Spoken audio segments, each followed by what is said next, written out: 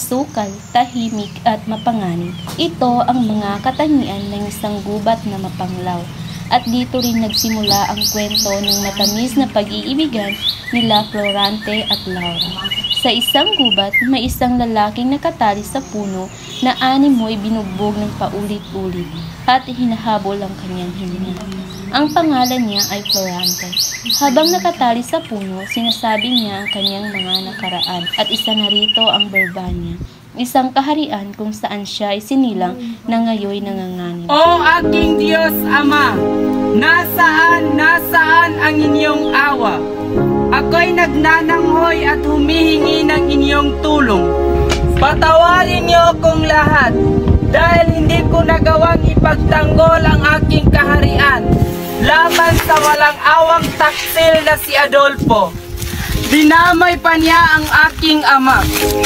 Inagaw niya ang korona ni Haring Lenceo upang magawa niya ang kanyang ninanais.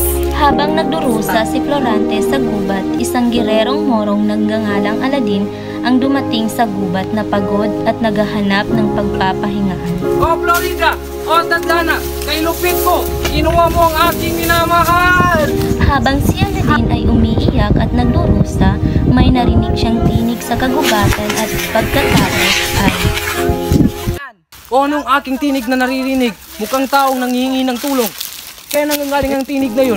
Saan ko kaya siya mahanap? Nang mapansin ni Aladin na tila parang isang taong humihingi ng tulong, ay agad na itong umalis sa kanyang kinaroroonan at hinahanap ang pinanggagalingan ng tinig. Hanggang sa makita niya ang isang lalaking nakagapo sa puno na tila ba'y sinusugod ng dalawang leon. Tama nga ang aking narinig. Tila ba isang tao nanghihingi ng tulong? Nang nakita niyang nakatakas na pinapalibutan ng dalawang leon, siya ay nagmula at sa dalawang leon. Pagkatapos niya namatay ang dalawang leon, ay agad na pinakawalan si Florante.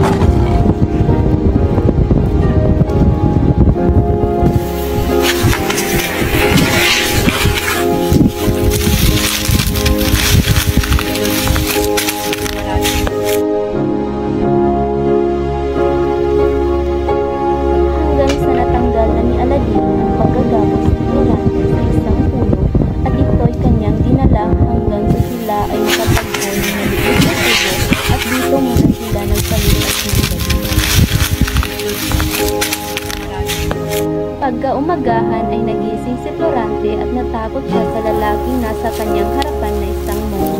Sino ka? Anong ginagawa mo dito? Alam mo bang magkaaway tayo? Isa kang moro! Hangal! Dinagdagan mo lang ang iyong sakitin. Ayon. Salamat. Maaari ko bang malaman kung bakit ka naparito?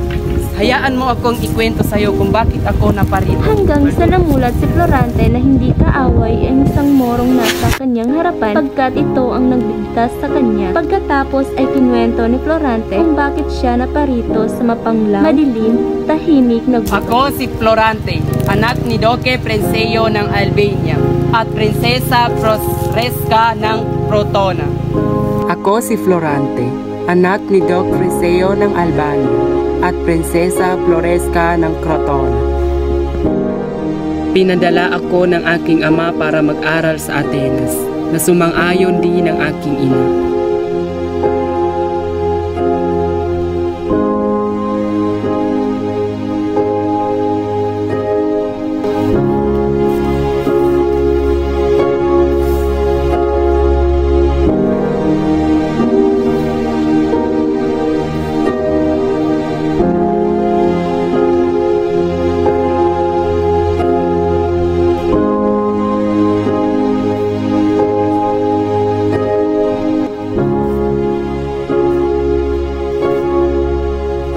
At naging guro ko doon si Atenor at Menandro. Nakilala ko din doon si Adolfo na siyang naging kaaway ko.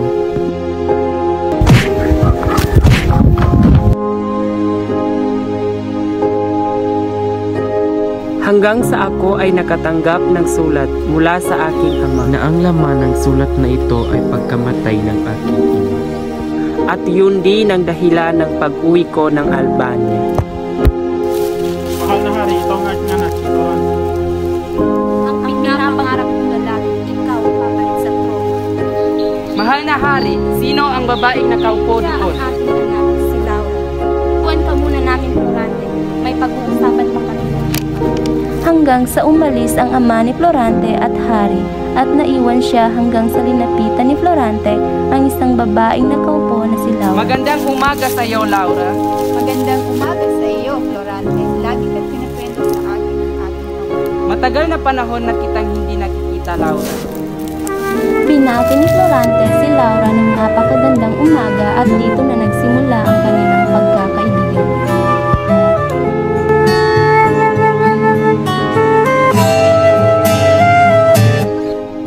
Tungalay kong arana para sa dalagang walang kasing ganda. Amoy roses ang nalimuyak kung nanaisin ng tadhanang mapalin lang. Di hahayaan mawala pa tong liham ng maasang mata mong makabasa. Handang gawin lahat, maging pamilya'y ilikahon na yan lang nakataman ng wagas na pagmamahal. Hiling ka lang naman na tayo na sana dalawa. Sumuli ang isa, papatunayan ang unang pag-ibig ay Sana makilala pa kita ng lubos, Laura. Gayon din ako sa iyo, Florante. Ngunit ilang araw na ay ikaw ay aalis na. Laura, halika na at malapit na magsimula ang bidding. Laura, ako'y magpapaalam na at ako'y aalis na. Florante, mag-ingat ka. Hanggang sa nagpaalam si Florante kay Laura pabalik ng Atenas, hindi inaasahan ni Florante na may naghihintay sa kanyang panganib na ang panganib na ito ay kagagawan ni Adolfo, na si Adolfo ay gagawin ng lahat makuha lamang ang Albania. Pinadakip niya si Florante para makuha niya ang kanyang ninanais hanggang sa pinatay niya ang ama ni Florante. Pagkatapos noon ay kinuha niya si Florante at dinala sa mapanglaw, tahimik at mapanganib na gubat. Kaya ito yung dahilan kung bakit napunta si Florante sa kagubatan ito. At doon nagtapos ang kwento ni Florante kay Aladdin, kung bakit siya napunta sa kagubatan iyon. Hanggang sa kinwento din ni Aladdin kay Florante kung bakit siya napunta sa gubat na ito. Florante, hayaan mo ako naman ang magpaliwanag kung bakit ako narito. Sige, Aladdin. Kinidnap ng aking ama ang minamahal kong babae na si Florida. Florida, sumama ka sa akin! Ayoko sumama sa'yo, kundi papatayin ko ang sarili kong anak na si Aladdin. Walang hiya ka, bakit mo kailangan patayin ang sarili mong anak na si Aladdin? So sige, sasama ako sa'yo dahil mahal ko si Aladdin.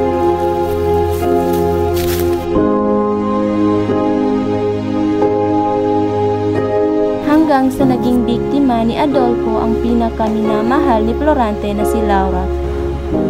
Hanggang sa ito ay natuklasan ni Florida at napatay niya si Adolfo gamit ang kanyang pala. Hindi ako papayag na may maaapi ka pang iba, Adolfo.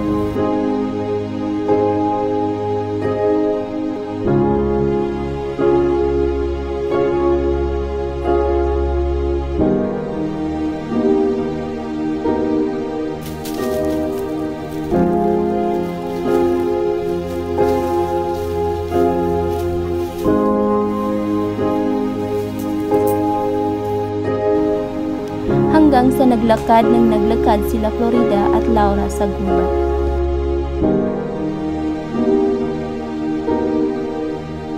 Naging sila Aladdin at Florante ay naglakbay na tila ba'y hinahanap nila ang daan palabas sa gubat na ito.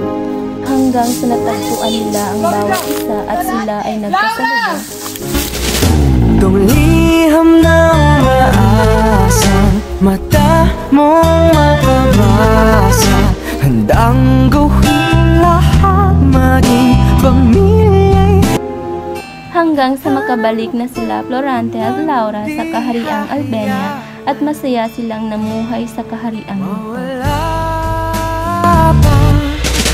Itong liham ng maasang mata mong makabasa, handang gawin lahat, maging pamilya'y inikahon, na yan lang nakataman ng wagas na pagmamahal. Hiling ka lang naman na tayo na sana dalawa. Maging sila Aladin at Florida ay masayang namuhay na puno ng pagmamahalan. Hanggang dito na lang, Florante at Laura. Itong liham ng maasang mata mong makabasa, handang gawin lahat, maging pamilya'y inikahon, na yan lang nakataman ng wagas na pagmamahal. Hiling ka lang naman na Behind the Mahal na scenes. hari, ito ang aking anak. Ang pinapangarap kong lalaki, baboy. Pagkatawa mini. Mama, one, play Yung anak na si Aladin. Pero,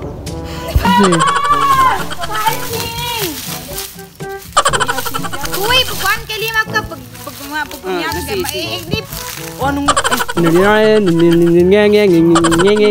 Okay. Are these my best years yet? Was looking forward to being important, but I'm not important yet. If you put this scene on a movie screen, is it called a happy end? If the word gets me where I'm supposed to be, will I know I've made it then? It's so hard. Can we skip to the good part?